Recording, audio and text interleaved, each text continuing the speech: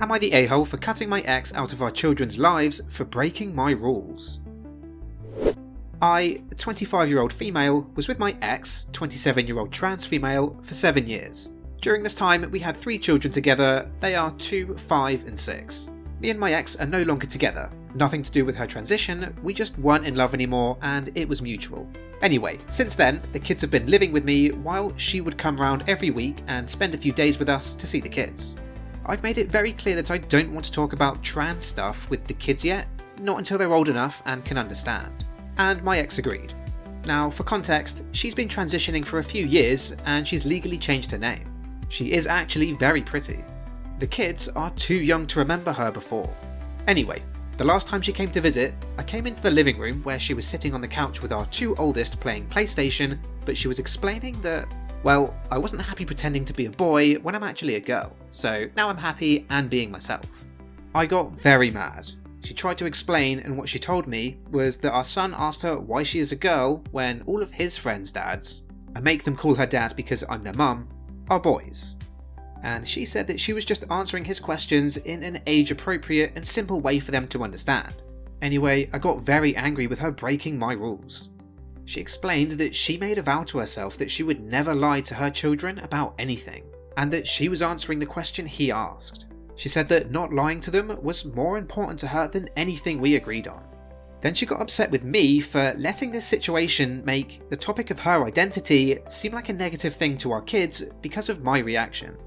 That was 5 months ago, and I've not let her come back, nor will I let her see them. She is blocked on all social media, as well as her phone and email. I never want her anywhere near us again. I apologise if that was hard to understand, it was written pretty badly. But it's an interesting topic. I personally don't see how them calling a woman dad is any less confusing than the whole trans thing. In the comments, however, I think OP lets their mask slip a little. You're the a-hole. I keep it real and don't sugarcoat it when it comes to my kids. Kids are strong, resilient and smart, so it's okay to talk about tough topics. You don't get to dictate when your kid's other parent discusses things as personal as her transition. She's their parent also.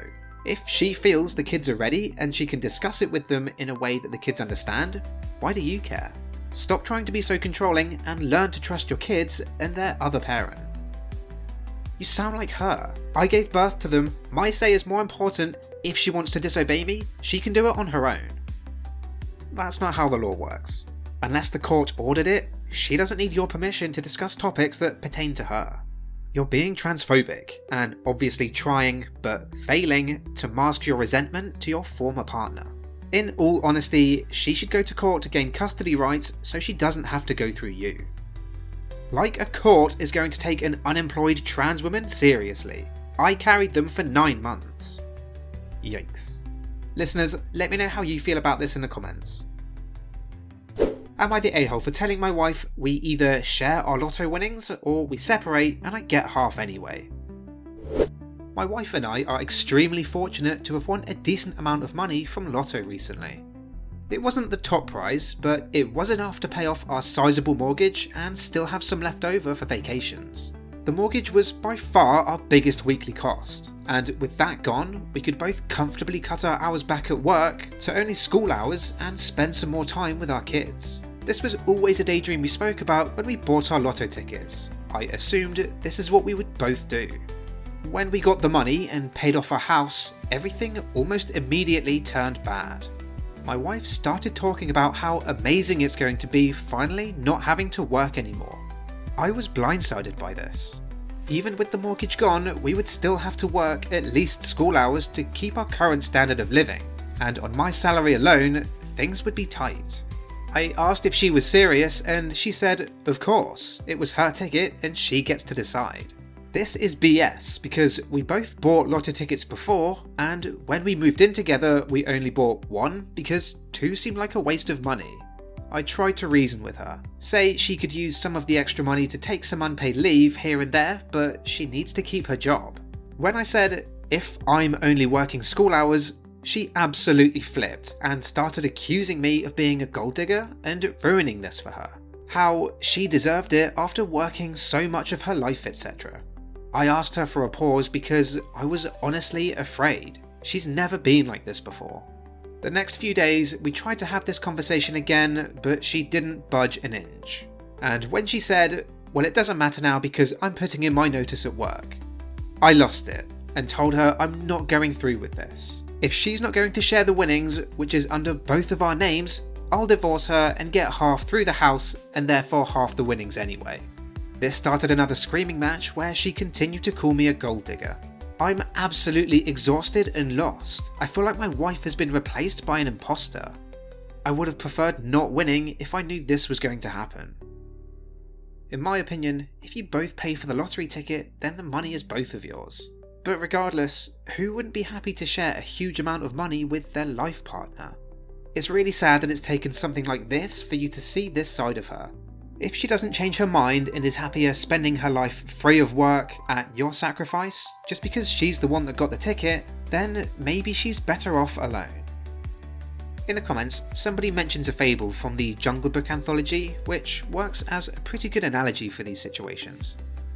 There's a story called The King's Ankus. It concerns Mowgli finding an elephant statue made of gold, ivory, and jewels, which an ancient cobra warns him will only bring death. He likes the elephant carvings in the ivory though, so he takes it, but discards it once the panther informs him that this is a tool men use to hurt elephants. He later notices that the ankus has been taken and follows the tracks to discover a trail of death. The man who took it was killed by a hunter, who in turn was murdered by a group of Englishmen, who then beat and poisoned each other to death as they attempted to take the priceless statue for themselves. I think about that story every time I hear about the aftermath of someone winning the lottery. Am I the a-hole if I tell my boyfriend's mother that he smokes crack? My boyfriend has always been addicted to cocaine. He only told me this after years of dating when he relapsed. In the last few days, he told me that he's started smoking crack. Since then, he told me not to tell his parents because they are old and are proud of him because of university. So in the last few weeks, I've been trying to help him get sober. He has been using antipsychotics and smoking tobacco and marijuana to help cope with the cravings. But these days he has relapsed again and is hesitant to seek medical help because he doesn't want to tell his parents that he needs a psychiatrist, even though he told me that he does need a doctor.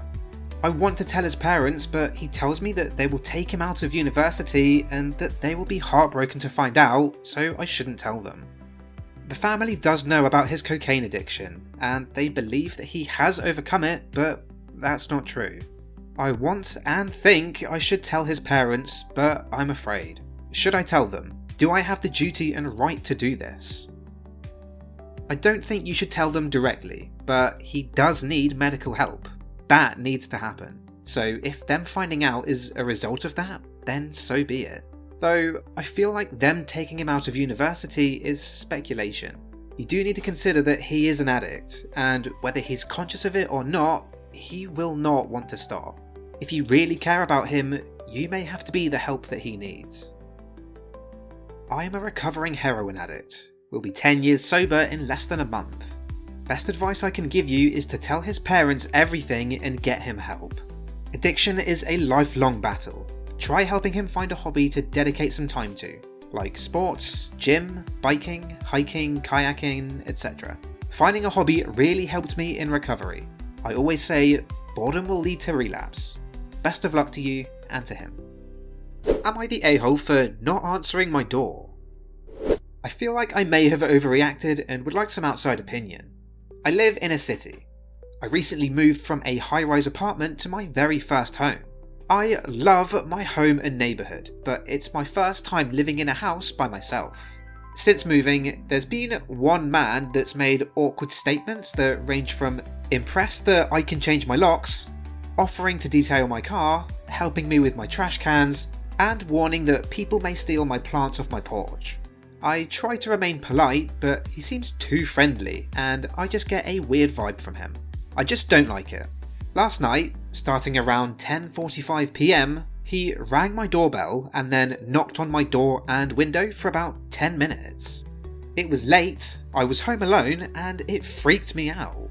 My doorbell camera is older, so it's not one that I can speak through. When he knocked for a while and then came back, I called the police.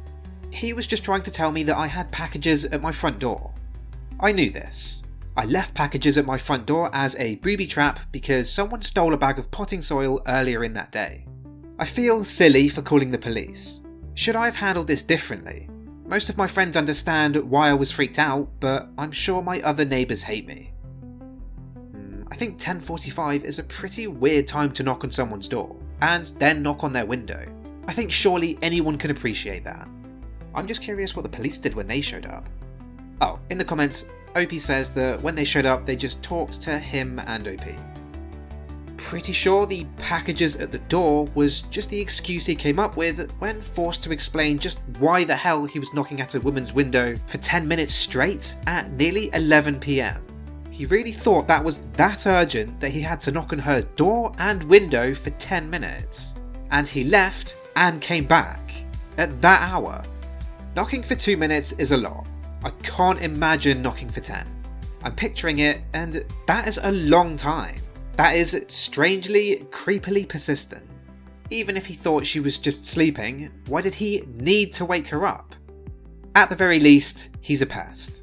He knows there's a woman alone in the house, and he thinks prolonged knocking at that hour is the right move, over packages. Not the a-hole, trust your gut, OP. And that's all. Thank you very much for listening, especially if you've made it this far. If you have any strong opinions about any of these stories, please leave a comment. Don't forget to like and subscribe, and I'll see you in the next episode.